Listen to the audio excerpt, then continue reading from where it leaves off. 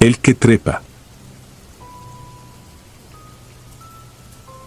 Me llamo Esteban Alzaga. Fui infante de marina durante 8 años y aprendí a no exagerar lo que veo. El trabajo te cobra caro si confundes el miedo con la imaginación. Aún así, hay noches en que me despierto creyendo que sigo allí, con el chaleco pegado al torso por el sudor y un zumbido de insectos que suena como un motor infinito. Si cierro los ojos, vuelvo al 2012, Selva Lacandona, al norte de Marqués de Comillas, a un claro que no figuraba en los mapas y que olía a madera húmeda, a hojas podridas y a hierro viejo. Nos despegaron 6, el teniente Barrales, yo, el cabo Ríos, Tacho Martínez, Soria y el médico de combate, Lozano. Misión declarada, verificar una pista clandestina que, según inteligencia, grupos armados pensaban usar para mover gente y combustible. Instrucciones de manual, patrullajes en abanico, punto de reunión a las 0200, radio en frecuencia primaria y secundaria, 0 luces blancas, fuego solo bajo identificación. Salimos al anochecer, cuando la humedad parece una película aceitosa sobre la piel, cuando el aire ya no corre y todo se queda suspendido, hasta el propio pulmón. El claro parecía viejo. Las orillas estaban marcadas por ceibas de tronco enorme, con raíces que parecían huesos saliendo de la tierra. El suelo estaba arañado. No eran marcas de machete, tampoco de retroexcavadora. Eran surcos largos, continuos, como si algo pesado y con paciencia hubiera ido raspando la corteza. Los surcos empezaban a 3 metros del suelo y seguían hacia arriba, fuera del cono de las linternas. Ríos dijo, sin mirar a nadie, que los monos a veces hacen cosas raras. Nadie lo contradijo, pero todos apretamos mejor el fusil. Montamos una seguridad perimetral y dividimos sectores. En el primer recorrido, encontré una hilera de piedras blancas ordenadas en espiral a la orilla del claro. No era basura, no era un juego. Parecía una marca, un plano mínimo hecho para alguien que ya sabía leerlo. Afuera de la espiral había huellas. No de bota. Barefoot, alargadas, dedos finos, separados, con la arena desplazada hacia atrás como si se hubiera impulsado con los metatarsos y no con el talón. Me agaché y acerqué la nariz, olía a agua estancada, a hierro. La primera noche fue de contención. Fogata mínima, silenciada. Barrales repartió turnos. Me tocó el segundo. Hice lo que se hace, escaneo lento, respiración por nariz, oído atento atrás de los insectos por si se abría una endija de silencio. Y se abrió. No cayó un tronco, no sopló el viento, se apagó el bosque. Lo que sea que estaba fuera nos dejó su ausencia. Lo sentí primero en el estómago y luego en la boca, como cuando te anuncian una mala noticia que todavía no entiendes. De entre los árboles, alto y errado en su proporción, emergió algo. No vi rostro. Vi la negación de un rostro, una piel tensada de sombra donde debía haber cara, y vi que trepaba. No caminaba, ascendía. Las manos, si eran manos, entraban en la corteza sin sonido. El fusil crujió en mis guantes, pero no disparé, apunté a la base del tronco. Cuando parpadeé, no estaba. En el relevo, no dije nada. Aprendí que las palabras, en la selva, pesan. Al amanecer, Lozano revisó a Martínez, que tenía los párpados hinchados, el pulso acelerado. No durmió. Nadie durmió. Seguimos protocolo y movimos el campamento 700 metros hacia un brazo de arroyo que corría lento y verde. Durante el desplazamiento, la radio empezó a parpadear con un ruido grave que no era interferencia conocida. No era voz, no era estática, era un golpe, como un latido profundo que cada tanto se metía entre nuestras frecuencias. Cambiamos a secundaria. Lo mismo. Barrales, que no temblaba ni con tormenta, apretó la mandíbula y dijo que mantuviéramos el plan. A mediodía, Soria y yo fuimos a reconocer la supuesta pista. La encontramos, una franja de tierra aplanada entre troncos, oculta desde arriba por dos redes de camuflaje colgando de ramas muy altas.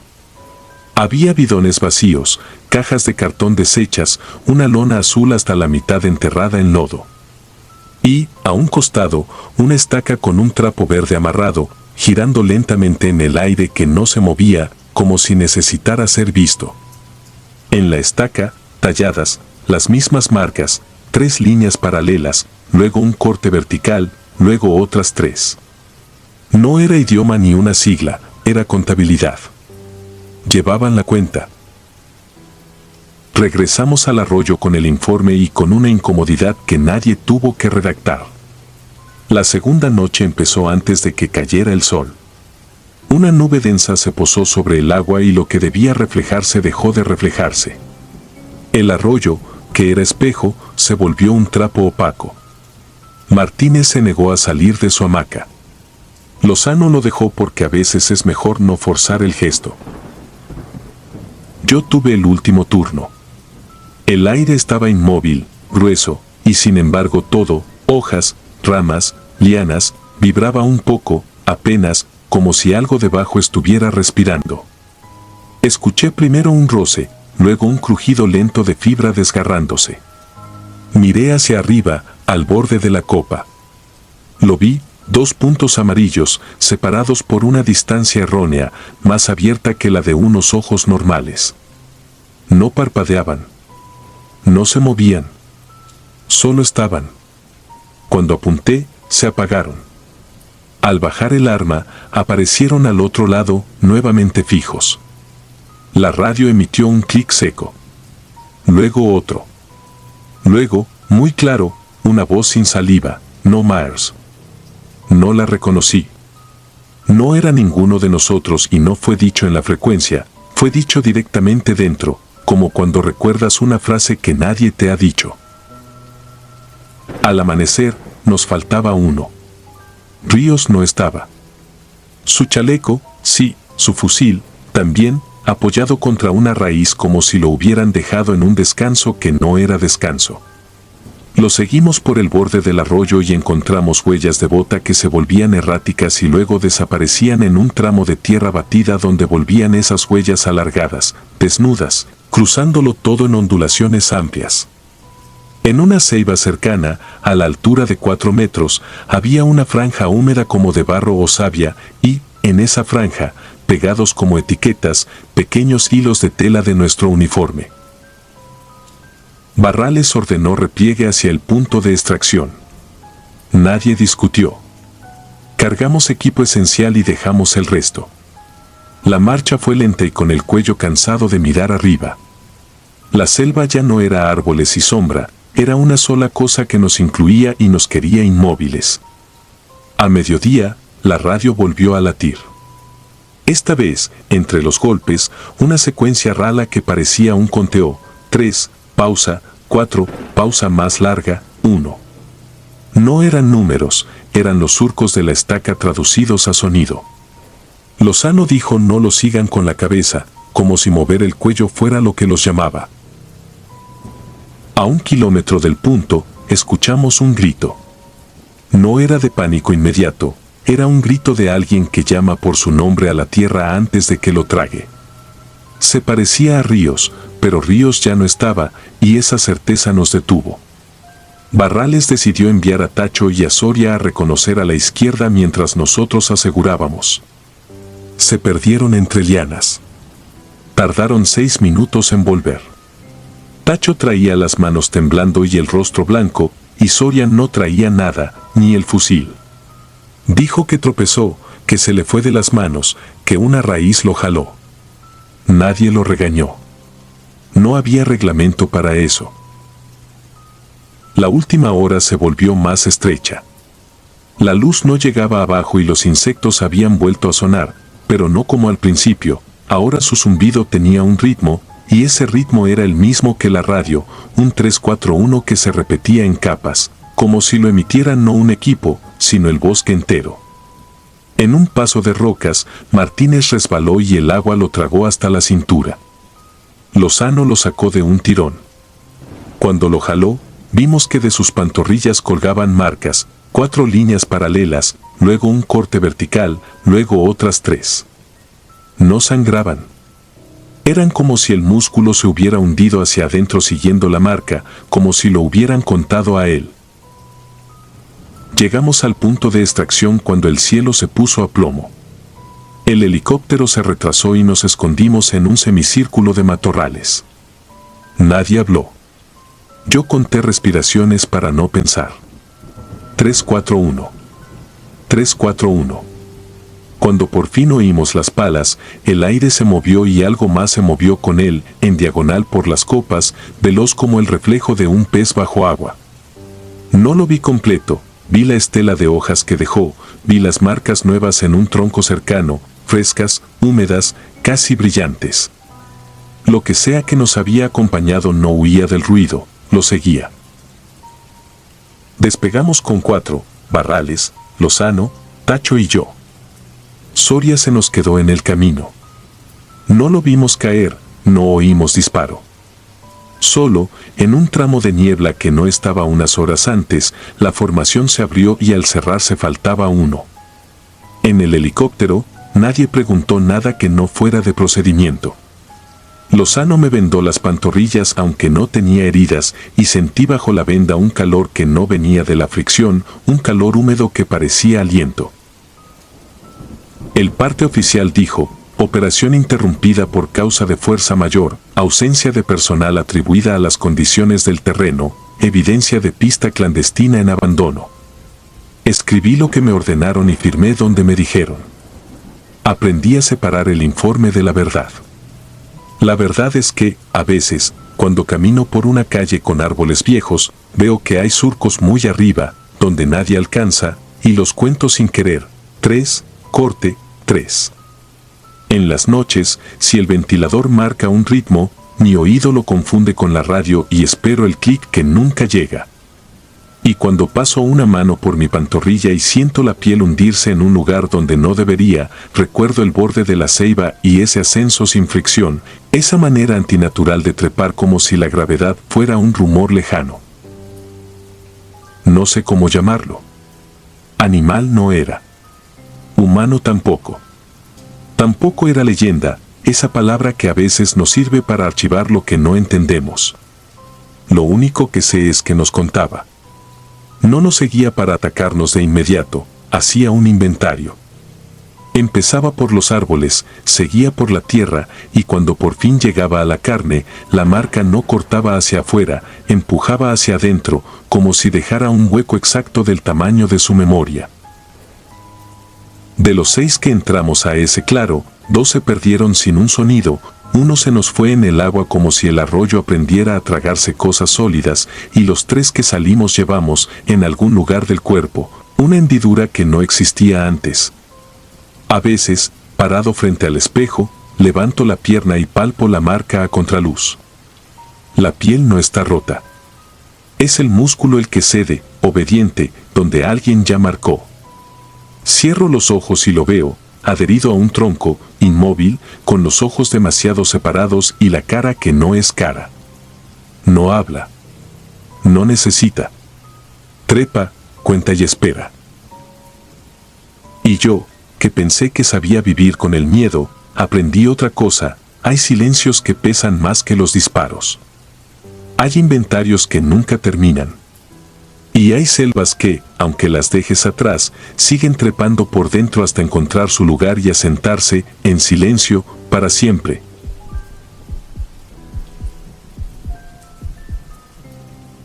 Brecha 23. Me llamo Luis Armenta y nunca fui de contar historias. En el ejército aprendí que lo que se vive en el campo se queda allí, que los recuerdos se guardan como armas descargadas, limpias y silenciosas. Pero hay noches que no se apagan con nada. No se limpian. No se descargan. Se quedan pegadas a la piel, al olor, a la lengua. Y vuelven cuando uno cierra los ojos. Esta es una de esas noches. Era 2011, frontera norte, un tramo de brecha numerada apenas en un mapa laminado que llevábamos doblado en el bolsillo del chaleco. La conocíamos como Brecha 23, un camino de tierra apretada que corría paralelo a un tramo de carretera federal, cubierto por mezquites bajos, huizaches, matorrales y postes de luz que ya no encendían. Operábamos en convoy con 2 Cheyenne pintadas de verde opaco y un camión de apoyo al final, 12 hombres en total, el aire tan caliente que el sudor caía dentro de los guantes.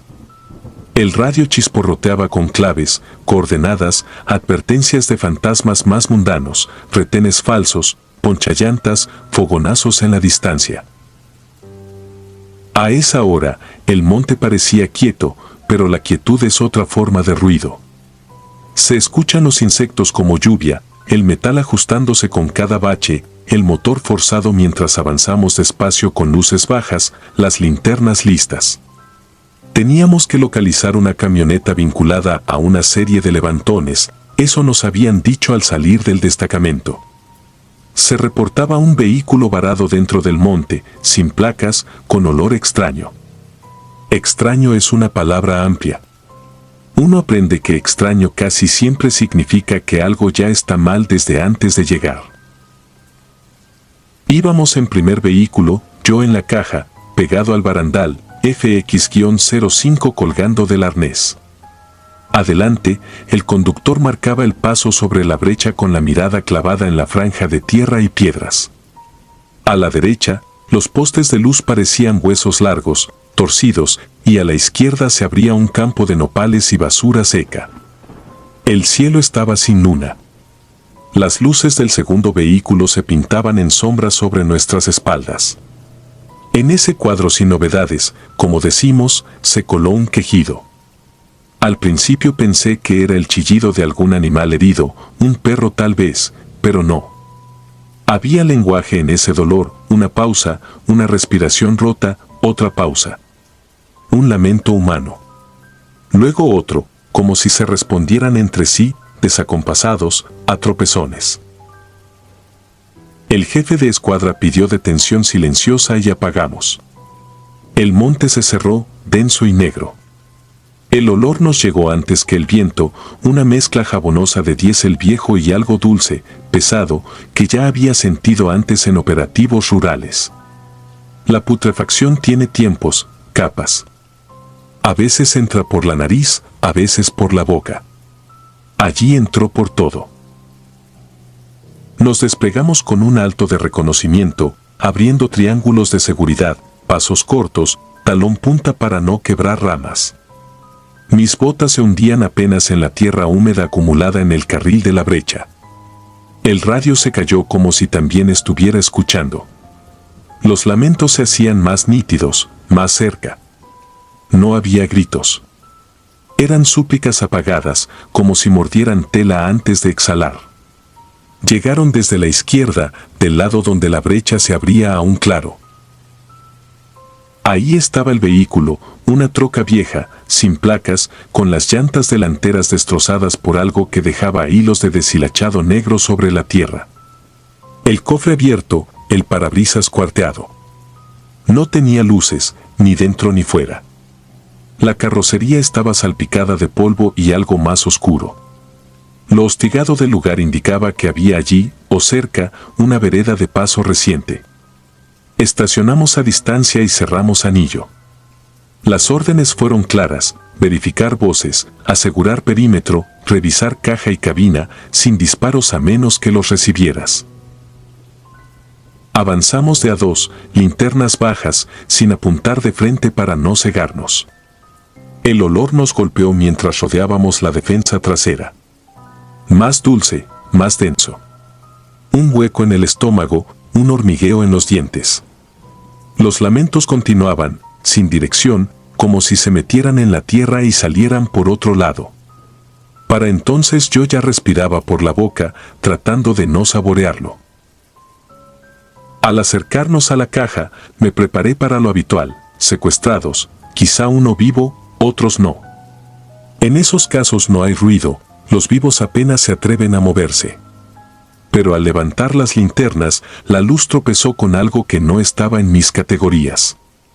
Había cuerpos, sí, apilados sin orden, pieles ya sin brillo, ropa pegada a manchas viejas. Se notaba el tiempo transcurrido por el color de las uñas, por el colapso de los tejidos. No había nadie en condiciones de emitir una voz.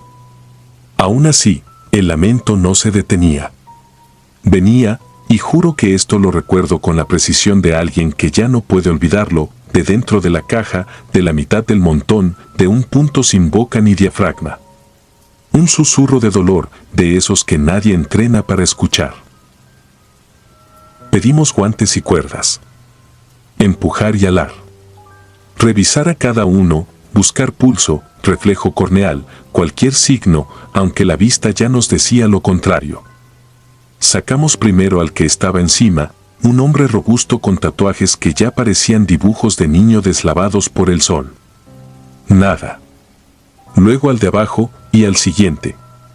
Cada cuerpo dejaba un hueco donde el aire era más frío, como si la caja respirara por los espacios que abríamos. Cuando fuimos despejando, los lamentos, contra toda lógica, se oyeron más claros, como si el aire tuviera memoria y empezara a repetir los sonidos atrapados. Hasta entonces no pensé en fantasmas. Pensé en una grabadora oculta, en algún altavoz pequeño, en una trampa. Registramos el vehículo. Guanteras, paneles, salpicaderas. Nada. Solo lodo seco, huellas viejas, sangre que ya no era roja.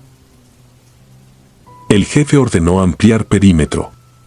Los del segundo vehículo se internaron unos metros entre los mezquites. Yo me quedé junto a la caja con otro compañero, enfocando de manera oblicua, tratando de entender. El lamento se quebró en una serie de respiraciones como si alguien se ahogara y luego se cortó. Quedó un zumbido parecido a la electricidad, pero allí no pasaba corriente. Miré hacia los postes, al cableado muerto contra el cielo oscuro, y me pareció escuchar, muy leve, el mismo sonido en las alturas, como si una lengua invisible lo lamiera y lo bajara de nuevo a la caja.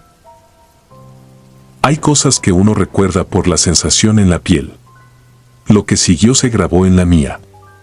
El aire cambió de temperatura, un par de grados quizá, y con ese cambio llegó una claridad distinta. No más luz, sino menos sombras. La forma de los cuerpos se definió como sobre un cristal empañado. Sentí la necesidad absurda de limpiar algo con el guante, de despejar una ventana. El compañero a mi lado dio un paso atrás sin decir palabra. Yo quise mirarlo, pero no quise darle la espalda a la caja. Había en mí una obediencia antigua, no aprendida en el ejército sino anterior, no des la espalda al dolor mientras respira. Lo próximo que recuerdo es el asomo de una mano entre los cuerpos. No se movía. Fue solo la sensación de que el gesto, detenido en el rigor de la muerte, pedía algo. Un agua, una palabra, un alto. En la goma lateral de la caja se veía una marca de uñas, un surco fino y largo dibujado en la pintura, como si alguien hubiera raspado hacia afuera. Conté mentalmente, 1, 2, 3. Impulso y alar. Metimos el brazo por debajo hasta dar con lo que parecía una bota atorada en un hueco del metal. Tiramos. El cuerpo salió con una flojedad de muñeco saturado de agua. No había lenguaje en esa piel. Pero cuando lo acostamos a un lado, el lamento volvió a sonar, ya no desde la caja, sino detrás de nosotros, donde no había nada salvo tierra y un nopal flaco. No sé cuánto tiempo estuvimos buscando un aparato, una fuente, un truco. No lo había. El jefe dio por concluida la revisión. Se notificó al Ministerio Público. Se aseguraron coordenadas, fotos, casquillos en la cuneta, huellas de arrastre que apuntaban hacia la brecha contigua. Procedimiento, papel, firma. El monte volvió, poco a poco, a su ruido normal, pero el aire tardó en dejar de oler. Esa noche volvimos al destacamento en silencio. Yo no dormí. Sentí la lengua áspera, el sudor pegado en la nuca, las sábanas del catre como papel de lija. Días después, al rendir informe, supe que aquellos cuerpos tenían más tiempo del que queríamos admitir. Nadie vivo pudo haber gritado. La conclusión oficial no contempló lo que oímos. El acta dijo hallazgo, no dijo lamentos. Nadie en la cadena de mando se sienta a escribir sobre sonidos que no vienen de una garganta. Uno aprende a poner las cosas donde deben ir, evidencias en la mesa, impresiones en el cajón de abajo, la fe, si queda, en el bolsillo. A mí me duró el olor semanas. Y otra cosa, el zumbido. Una noche, ya de franco en una casa de seguridad prestada para descansar, escuché el mismo murmullo detrás del refrigerador. Abrí la puerta, saqué todo, desconecté el cable. Allí estaba de nuevo, bajito, como un gemido que aprendió a esconderse en los aparatos y en los cables muertos. Me acerqué a la ventana. Afuera, los postes sin luz recortaban el cielo como antes. Sentí que el monte había metido un hilo suyo en mi oído y que cualquier silencio, desde entonces, tenía un fondo. No vi sombras, no vi apariciones. No necesito eso para no dormir. Lo que no tiene forma asusta más. En la brecha 23 no hubo emboscada ni fuego. Hubo un dolor que no encontraba por dónde salir. Pienso, porque uno piensa de noche, aunque se prometa no hacerlo, que esos lamentos existían antes de que llegáramos, como si el aire hubiera memorizado la última respiración de cada uno y, al abrir la caja, la dejó escapar por turnos. O quizá nosotros fuimos la boca que les faltaba, al escucharlos, les dimos salida. No sé cuál opción es peor. He vuelto a esa brecha en otros operativos. La tierra no guarda huellas por mucho. Los nopales siguen, los postes se doblan un poco más, los insectos cambian de tono con el calor.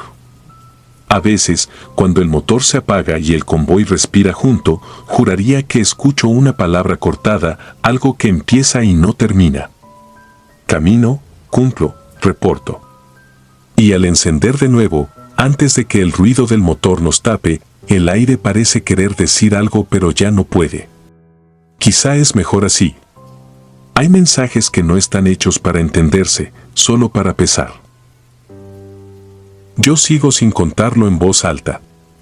A veces lo escribo en un cuaderno que guardo dentro de una bolsa hermética, como si el papel pudiera absorber lo que uno no quiere llevarse a la cama. Otras, lo dejo aquí, con estas frases que se me quedan como polvo bajo las uñas. La brecha 23 sigue donde siempre, a la izquierda de una carretera sin nombre, entre mezquites bajos y postes torcidos. Si alguna vez pasan por ahí y sienten un zumbido leve en la base del cráneo, no busquen. No llamen. No habrá nada. El monte recuerda y el aire, cuando quiere, también. Y hay noches que no se apagan con nada. Antes de continuar, si disfrutas de mi contenido deja tu like y suscríbete, ayudarías mucho. Y dime a qué hora te atreves a escuchar estas siniestras historias. Ahora sin más interrupciones continuemos. La cueva del silencio. Me llamo Adrián y durante casi 15 años serví en el ejército mexicano. He estado en zonas de conflicto, he visto cosas que no cualquiera podría soportar y he sentido la muerte demasiado cerca como para seguir temiéndole. Pero lo que voy a contar no tiene nada que ver con balas ni con hombres. Lo que viví aquella noche fue algo que no pertenece a este mundo, algo que, hasta hoy, me roba el sueño cada vez que cierro los ojos. Era el año 2011 y nos habían asignado a una zona montañosa en el norte de Durango, una región donde pocos se atreven a entrar. Nuestra misión era sencilla: establecer un campamento temporal y patrullar en busca de siembras ilegales. Aquel lugar estaba tan alejado de todo que las señales de radio apenas llegaban y las noches eran tan oscuras que ni la luna se atrevía a asomarse. El frío era insoportable. Esa noche el viento soplaba con un gemido que se confundía con el susurro de los árboles. Éramos 8 hombres, todos endurecidos por años de servicio, pero ninguno podía negar que el ambiente de aquel lugar se sentía distinto.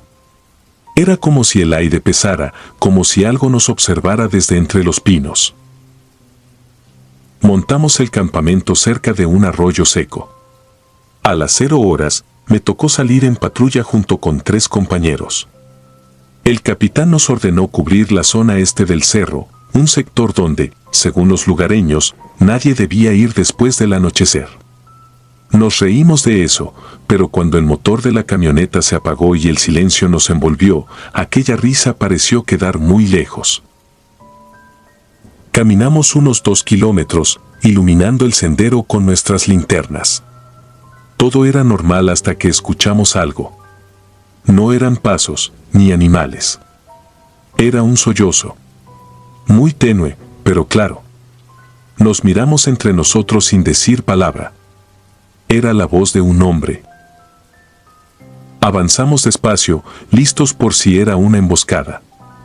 El llanto se hizo más fuerte, más desesperado. Cuando la luz de nuestras linternas alcanzó un claro, lo vimos, un joven, descalzo, con la ropa destrozada y la piel cubierta de lodo.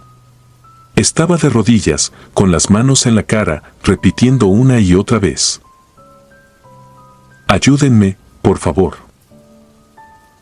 Intentamos hablarle, pero no respondió.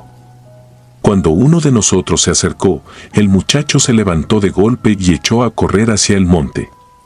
Gritamos su nombre, pero jamás lo dijo. Sin pensarlo, fuimos tras él. Corría demasiado rápido, casi inhumano. A ratos parecía flotar entre los árboles.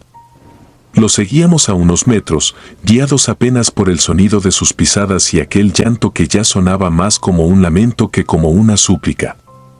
Tras varios minutos de persecución, el terreno empezó a descender. Entre la maleza apareció una entrada oscura, una grieta en la piedra. El joven se metió ahí sin dudarlo. «Una cueva», dijo mi compañero Morales con voz temblorosa. «No me gusta esto». Encendimos nuestras linternas y entramos. Desde los primeros pasos, el aire cambió. Hacía calor, pero era un calor seco, sofocante, acompañado por un olor rancio, como de carne vieja. Lo más extraño era que no necesitábamos usar las linternas por completo. La cueva estaba iluminada por una serie de velas que parecían haber sido colocadas hacía poco. El túnel se alargaba mucho más de lo que esperábamos. Las paredes estaban cubiertas de dibujos extraños, figuras humanas con los ojos tachados, cruces invertidas y símbolos que nunca habíamos visto.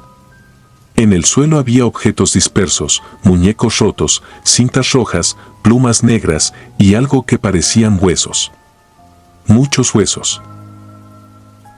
De pronto, al fondo, vimos lo que parecía ser una figura tendida. Corrimos hacia ella, esperando encontrar al joven. Cuando llegamos, el olor era insoportable. En el suelo estaba su cuerpo, pero no podía ser. Aquel cuerpo estaba rígido, inflado, con la piel grisácea. Tenía días muerto. Nos quedamos mudos. Era imposible. Era el mismo joven que habíamos visto hace apenas minutos. La misma ropa, el mismo rostro, pero muerto.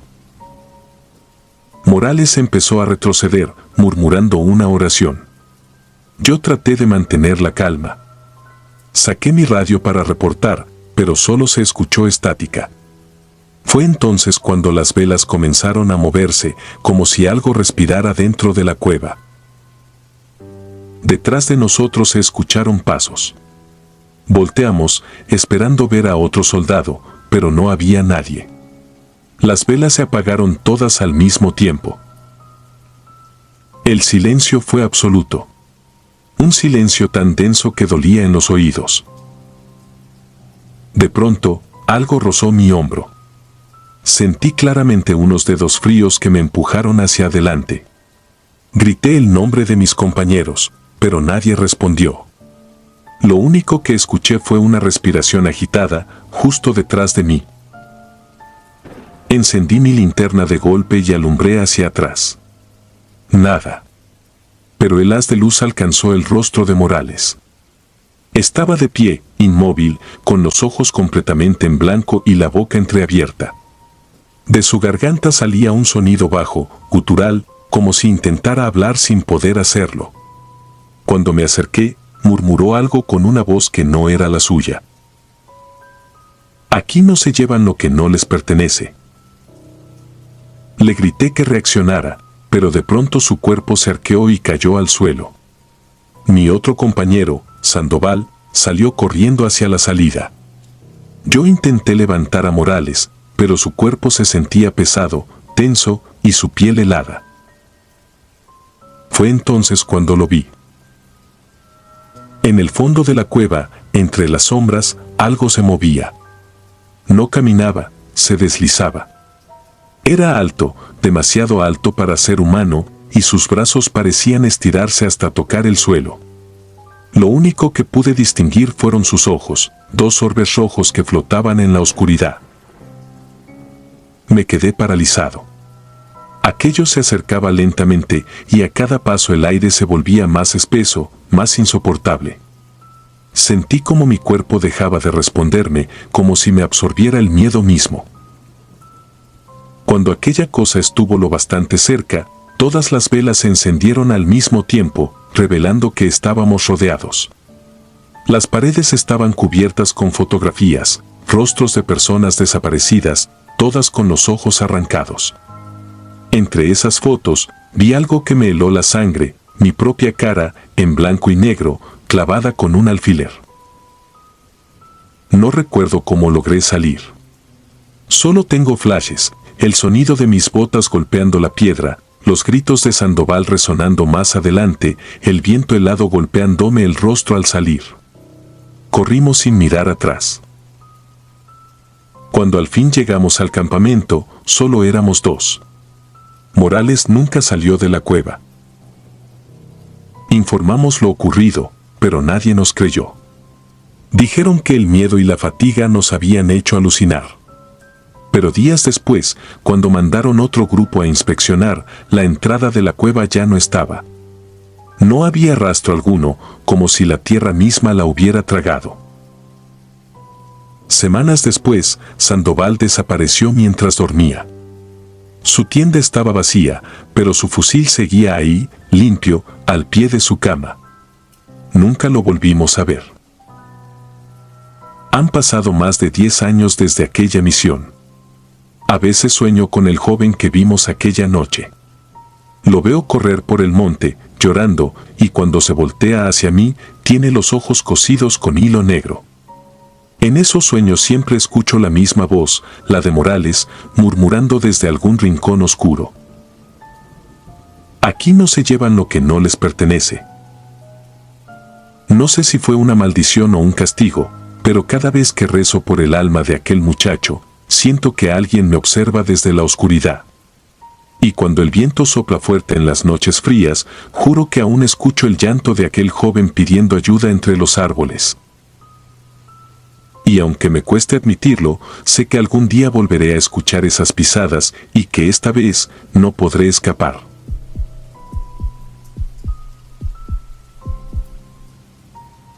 Paso de las ánimas. Me llamo Ríos, cabo de infantería. No daré unidades ni coordenadas exactas. Solo diré que fue en 2012, en una cordillera olvidada, donde el mapa marca veredas viejas y el viento suena a rumor. A nosotros nos tocaba negar terreno, localizar observatorios clandestinos, radios de enlace y cualquier indicio de siembra. Operación nocturna, infiltración a pie, comunicaciones encriptadas, ROE claras. Profesional, rutinario. Hasta que dejó de serlo. A las 19:30 salimos del punto de inserción. Temperatura 6 grados centígrados, humedad alta.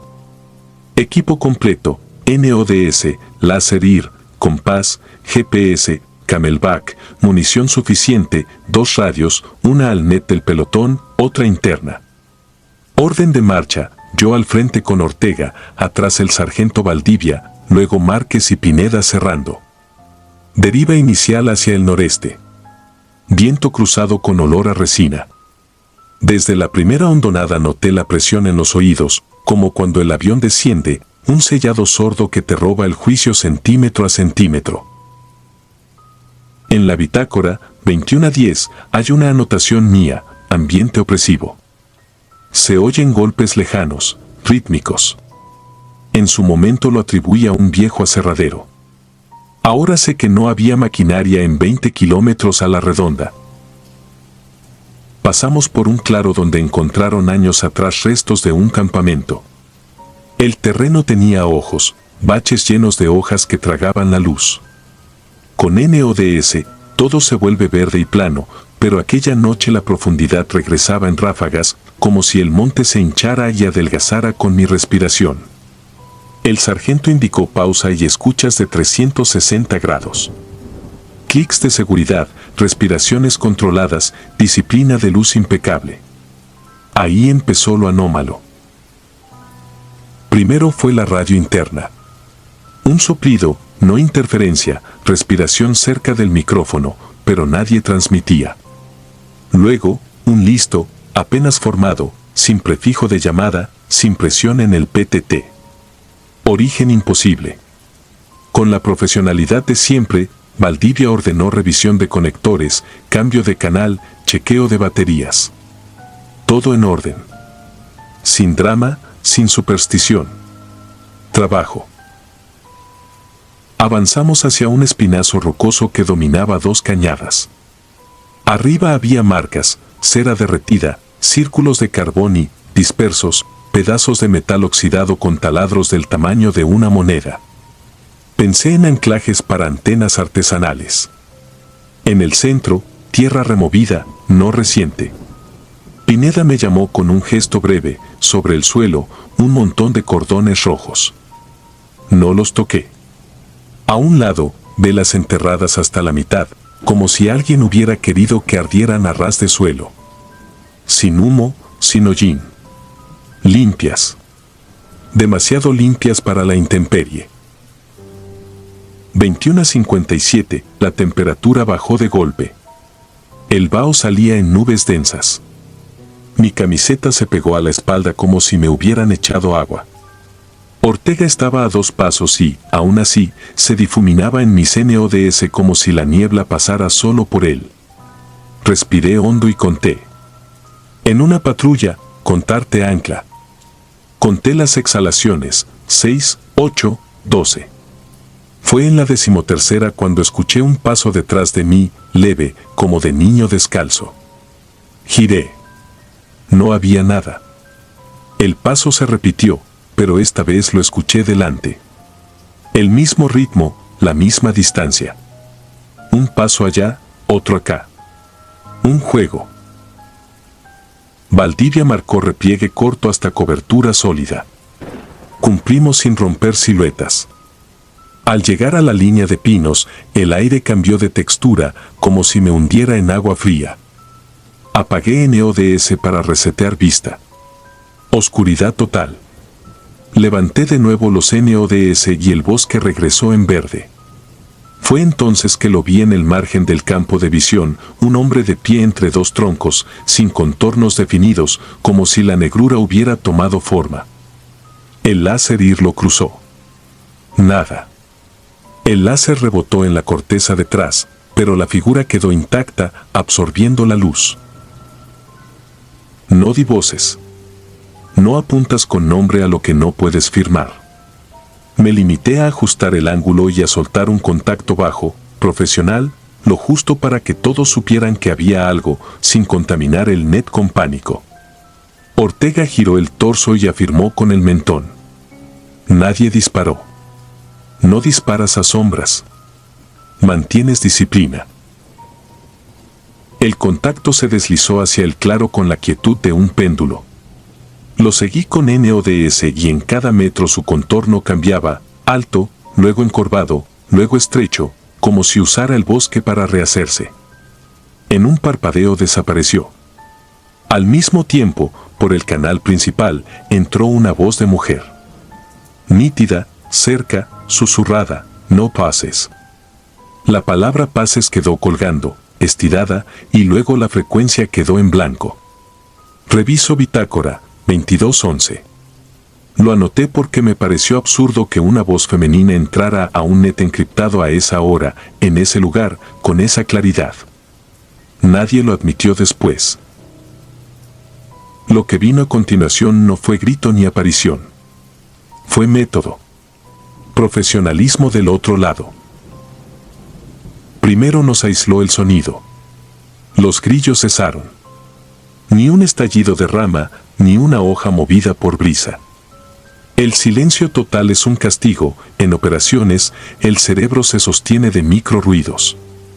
El silencio absoluto rompe esa cuerda. En ese hueco, el oído empieza a fabricarlos. Yo oí botas a mi izquierda.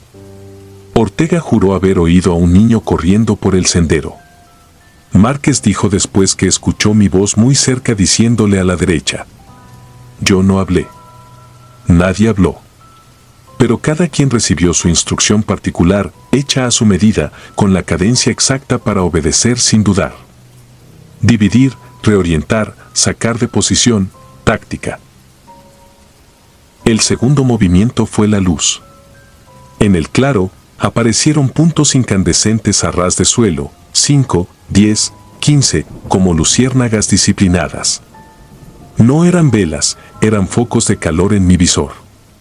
Calor sin fuente. Islas térmicas mordiendo la hierba.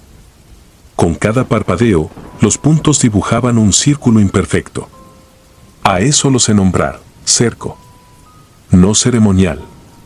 Cerco.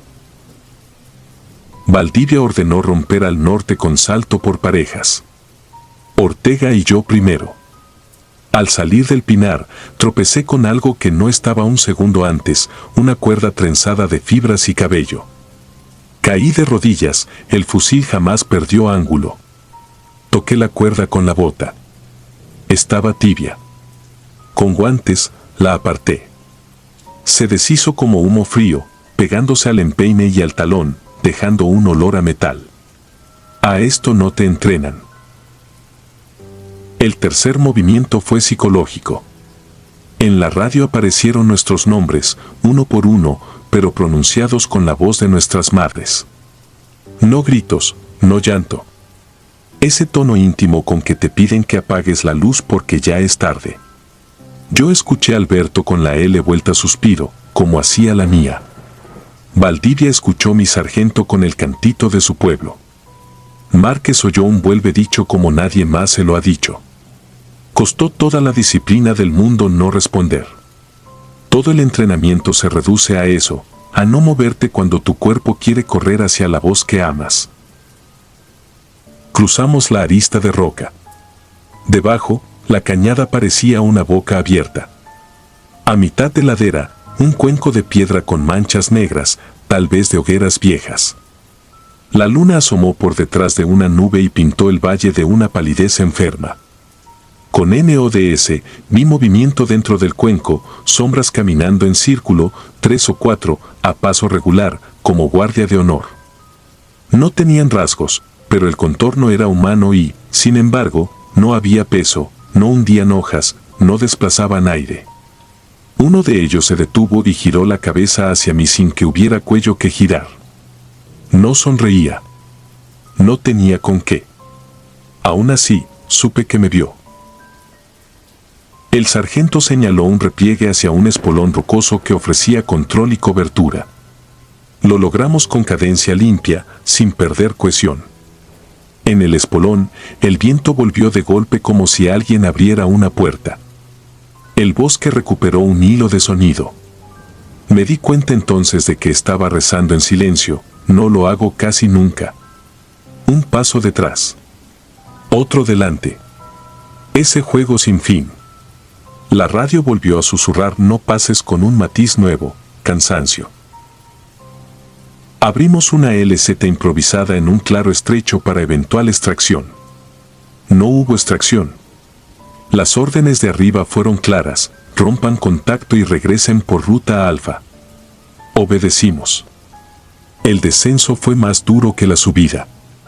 Los espectros, ya me permito nombrarlos así, nos acompañaron como escoltas indecentes, a 10 metros, a 5, a 2, en la periferia del ojo. Donde apuntaba yo, no estaban. Donde dejaba de mirar, brotaban como mala hierba. En el último tramo, Ortega, hombre serio, templado, se quedó clavado frente a un árbol. Yo iba a su lado y lo vi erguirse como si alguien invisible le hubiese alzado la quijada con 2 dedos. Su nod se empañó de dentro hacia afuera en un segundo. Levantó la mano, no para pedir alto, sino como quien toca una puerta. No sé qué vio. Sé lo que vi yo, el reflejo de Ortega en la lente, y junto a él, pegado como si fuera su sombra, otro rostro sin rasgos, una mancha oval con un centro más oscuro donde deberían ir los ojos. No retrocedí. Le quité los NODS de un tirón, le di un golpe con el dorso para quebrar el trance y lo jalé por el tirante del chaleco. Volvió, con un sollozo seco, como si le devolvieran el aire robado. Al entrar en el corredor de retorno, a 300 metros del punto de inserción, todo cesó. La radio limpió. El viento se hizo viento otra vez. Los nods regresaron a ser herramientas y ya no espejos. Atrás quedó la línea de árboles como un telón. No hablamos hasta llegar al campamento adelantado. Hablar lo fijaba y ninguno quería clavarlo en palabras. En el debrief, dijimos lo profesional, interferencia, indicios rituales, posible presencia hostil no humana, autoinducción por estrés extremo. Nadie lo objetó. Nadie lo firmó. En la bitácora quedó un párrafo seco y una recomendación de seguridad: evitar tránsito nocturno por sector Sierra 3, reportes de fenómenos acústico-lumínicos anómalos, riesgo de desorientación severa. En el argot, zona muerta. He vuelto a esa sierra en sueños. Siempre con equipo, siempre de noche. Me encuentro otra vez con el cerco de calor, con la cuerda tibia, con la voz de mi madre pronunciando Alberto como si yo tuviera 8 años y me hubiese quedado dormido frente a la tele. En el sueño, cumplo procedimiento, respiro, cuento, avanzo, no respondo. Doy 5 pasos y ya no estoy con los míos.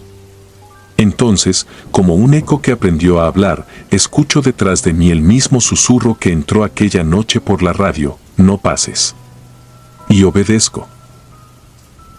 No sé qué habita ese paso de monte ni qué reclama. Intuyo que no le interesan nuestras armas ni nuestras órdenes. Trabaja como nosotros, divide, aísla, domina terreno. Exige respeto. Lo doy. Si algo aprendí es que hay áreas donde la profesionalidad consiste en retirarse con la misma disciplina con la que entraste. Que hay espectros que no buscan asustarte, buscan que no cruces. Y a veces eso es lo más siniestro, porque obliga a aceptar que allá, en ese recodo que el mapa pinta como un hueco verde sin nombre, alguien, algo, mantiene guardia con más paciencia que cualquier humano. Yo sigo rezando por el alma de los que no volvieron y por la mía, que a veces se queda a mitad de esa ladera recordando los pasos descalzos detrás y delante, ese metrónomo invisible que te marca el compás hasta que entiendes que no es el tuyo. Cuando el viento baja del monte y golpea la lámina en la madrugada, pongo la mano sobre la radio apagada.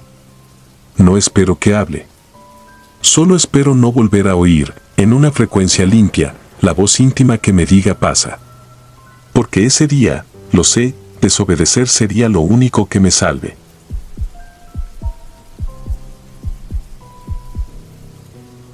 La que se reía en la sierra. Me llamo Iván Salgado, sargento segundo retirado. Lo que voy a contar pasó en el invierno de 2010, en la Sierra Madre Occidental, del lado de Durango. Era un despliegue rutinario, en teoría, vigilancia y presencia disuasiva para desalentar la siembra ilegal. A los papeles les encantan las palabras rutinario y disuasivo. A la sierra, no. La sierra tiene su propio idioma y en las madrugadas lo pronuncia entero. Nos establecimos en un claro apenas más grande que una cancha de básquet. Una trocha subía en zigzag y moría en una arista de roca. Allí plantamos las tiendas, seccionamos perímetros y levantamos un puesto de observación improvisado con troncos, costales y sombra. Éramos 12. Yo llevaba la bitácora porque el teniente, recién egresado, Todavía no había aprendido a escribir con el frío clavado en los dedos. Turnos de guardia, 2 a 5 de la mañana, cuando el frío se vuelve una cosa con dientes. A esa hora el silencio no es silencio, es un zumbido que baja de los pinos y se mete debajo del chaleco. Siempre me tocaba con el cabo Muñoz, flaco y nervioso, de esos que fingen broma para no mirar a la oscuridad a los ojos.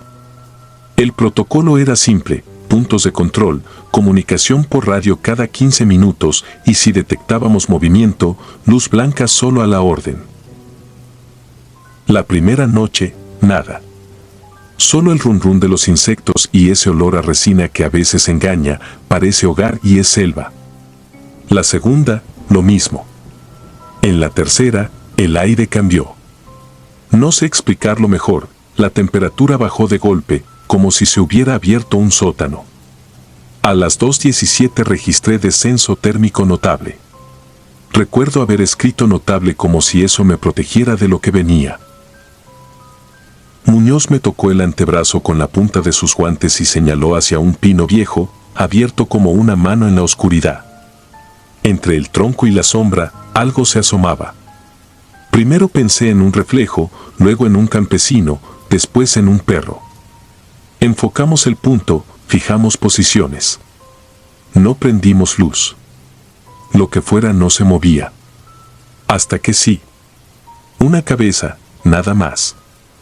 Luego una mano saliendo del borde del árbol, dedos largos, uñas como astillas. Era una mujer vieja. Muy vieja. Solo su cara y esa mano aferrada a la corteza como si la corteza fuera un borde de barco. No di la orden de luz. No hacía falta. La piel se me puso dura y fría como la piedra de la arista. El teniente escuchó nuestro reporte por radio y pidió calma. Quiso diálogo, a esa hora todos quieren creer en lo explicable. Nos pidió avanzar lento. Cuando estuvimos a 10 metros, la mujer rió. No voy a intentar imitar ese sonido. No era risa de garganta, era risa de madera vieja frotándose contra madera vieja, con dientes. Me temblaron las rodillas, no por cobardía ni por valentía, por instinto. Hay sonidos que el cuerpo reconoce desde mucho antes que uno nazca. El soldado Rivera, nuevo en el pelotón, rompió formación y avanzó más. Quise jalarlo por la hombrera, pero ya estaba 2 pasos adelante cuando la cosa se despegó del árbol y salió corriendo. No caminó, corrió en 4, con manos y pies sobre la tierra, una rapidez imposible, la columna describiendo un arco de animal. Lo escuché jadear detrás de ella. El teniente ordenó que nadie más persiguiera. Rivera se perdió entre matorrales y piedra. A las 3:40 no había regresado. A las 5 hicimos pase de lista sin él. Anoté personal extraviado, último contacto visual 2:23, probable caída en barranco. El teniente dividió al pelotón en binomios y salimos en abanico. Encontramos huellas, sí, pero no suyas, marcas como manos de niño, muchas, apretadas, subiendo y bajando lomas donde ni los cabros pasan. Ni sangre. Ni tela. Ni un casquillo. Lo buscamos todo ese día hasta que el sol se volvió metal rojo. La noche siguiente estuve despierto aunque no era mi turno. Uno aprende a dormir de pie, pero esa madrugada el cuerpo se negó. El viento cambió de dirección y nos reventó el olor a tierra húmeda, como si hubiera llovido ahí mismo. Pasadas las 0:30 comenzaron a crujir ramas hacia el norte. El teniente nos hizo formar línea y avanzar. Yo iba al frente, luz apagada, fusil a media altura. Los crujidos cesaron de golpe. Luego, algo pesado, pero no grande, cayó al suelo con un sonido blando.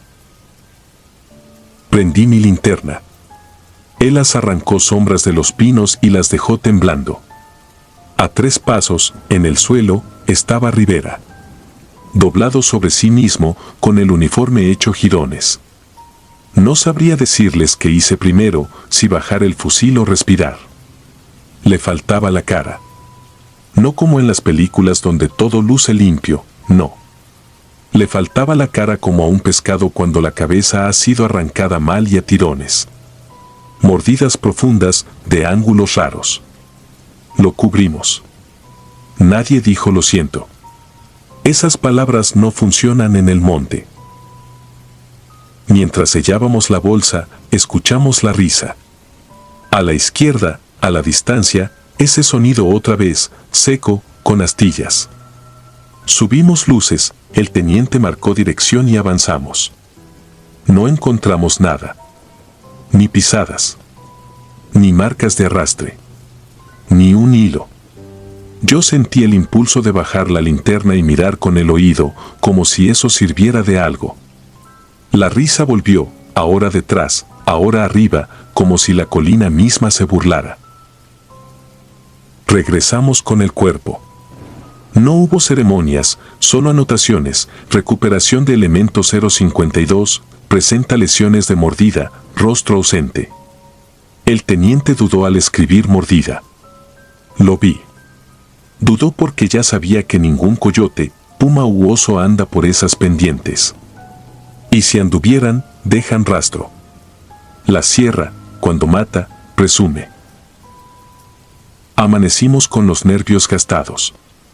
Solicitar evacuación por helicóptero era lo sensato, pero el tiempo nos lo negó, neblina cerrada, visibilidad nula. Decidimos mantener posición y esperar. Yo me ofrecí para guardia anticipada, entre 23 y 2. El teniente asentó sin mirarme. Pasé los dedos por encima de la bitácora como si fuera una oración. A esa altura, escribir era mi forma de mantener unido el mundo. A las 0:19 vi a alguien cruzando entre los pinos, de perfil, flaco, con el paso extraño. Pensé en un campesino. Luego supe que había cometido un error, pensar en categorías humanas. Avisé por radio, el cabo Muñoz tomó posición a mi derecha. No prendimos luz. El alguien se detuvo. Lo escuchamos aspirar profundo, como quien huele una cazuela. Luego, la risa. Esta vez más baja, como si no le hiciera falta aire. Me ardieron los ojos y no por miedo, por rabia. Rivera era de los buenos. El teniente susurró por radio, luz. Encendí. Él las cortó humedad y hojas. Frente a nosotros, a 8 metros, estaba otra vez la vieja, pero no era otra vez, era lo mismo, igual que la primera noche, como si hubiera salido de la corteza. Pelo gris, pegado a la cabeza por algo que no era sudor. Uñas largas, sucias. Los hombros demasiado arriba, como de insecto.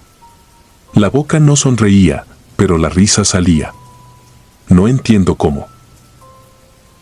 Apunté al pecho por acto reflejo.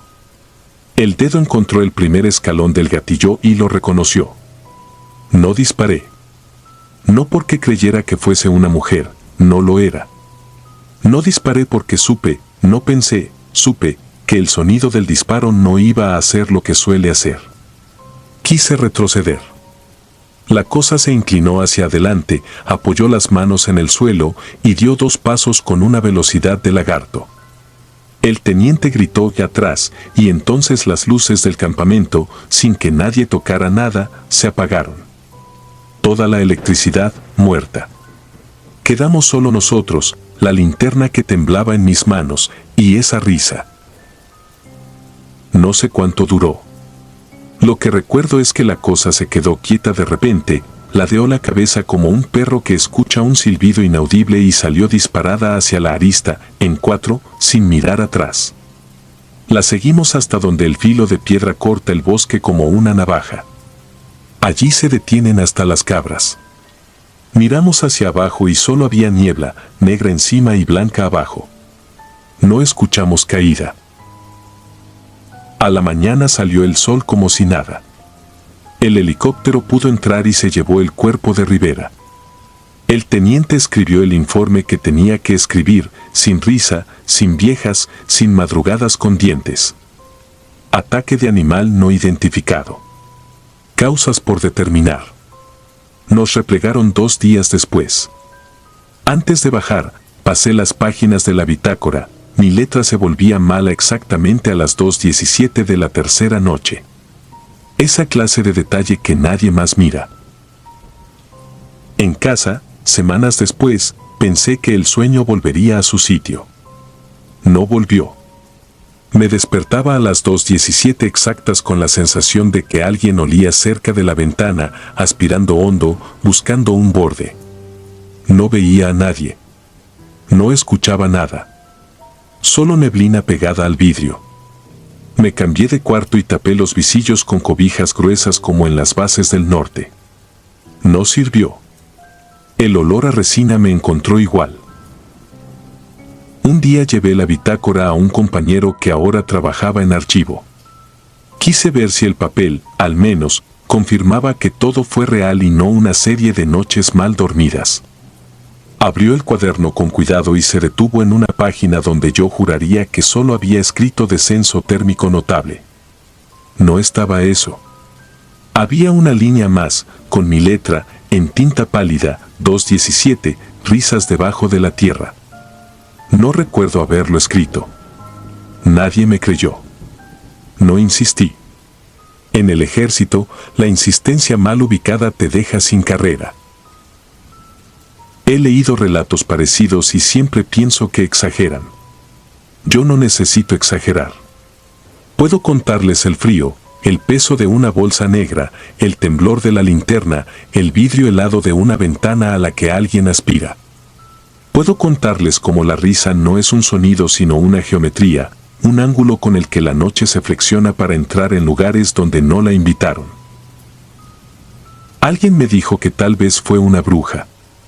Otro, que un demonio. Un viejo guardabosque habló de cosas antiguas. Yo no tengo nombre. Lo único que sé es esto, no se le dispara al eco de un árbol. Y hay horas, sobre todo entre las 2 y las 3, en las que la sierra entrega y cobra con la misma mano. La última vez que escuché esa risa no estaba en la sierra. Fue cruzando una avenida de madrugada, en la ciudad, semáforos en verde, calles vacías. Venía de guardia en un hospital, haciéndole el favor a un primo, y me encontraba en ese estado cansado en el que todo parece una foto borrosa. Al pasar junto a un camellón con pinos raquíticos, la risa me llegó nítida, seca, con astillas. No había viento. No había nadie. Me quedé quieto, con el semáforo cambiando de color sobre mi casco como una sirena triste. Aspiré el aire por instinto. Olía a resina. Volví a casa caminando. En la puerta, sin mirar hacia los lados, escribí en un cuaderno nuevo, 2:17. No hice más, porque no hay más. Eso que encontramos en la sierra no se combate con fusiles ni con informes. Se combate, si acaso, con la única disciplina que me queda, la de no hablar en voz alta cuando escucho que alguien ríe donde no hay nadie. Y la de no mirar demasiado tiempo los árboles, por si asoma una mano. Desde entonces, cuando amanece, siempre reviso mi rostro en el espejo, paso la yema por los pómulos, compruebo que la piel está completa. Y agradezco, por lo bajo, que no haya manos pequeñas marcadas en el polvo de la ventana. Porque sé que si un día aparecen, no habrá protocolo, no habrá lista, no habrá luz suficiente. Solo la sierra, riéndose a través de cualquier árbol, incluso en medio de la ciudad. Y la hora exacta, como una firma, 2:17. Si disfrutas de los relatos, te invitamos a apoyarnos con un like y un comentario, ya que eso nos ayuda muchísimo. Además, si aún no estás suscrito o suscrita, te animamos a formar parte de la comunidad del terror. Muchas gracias por escucharnos y por tu apoyo.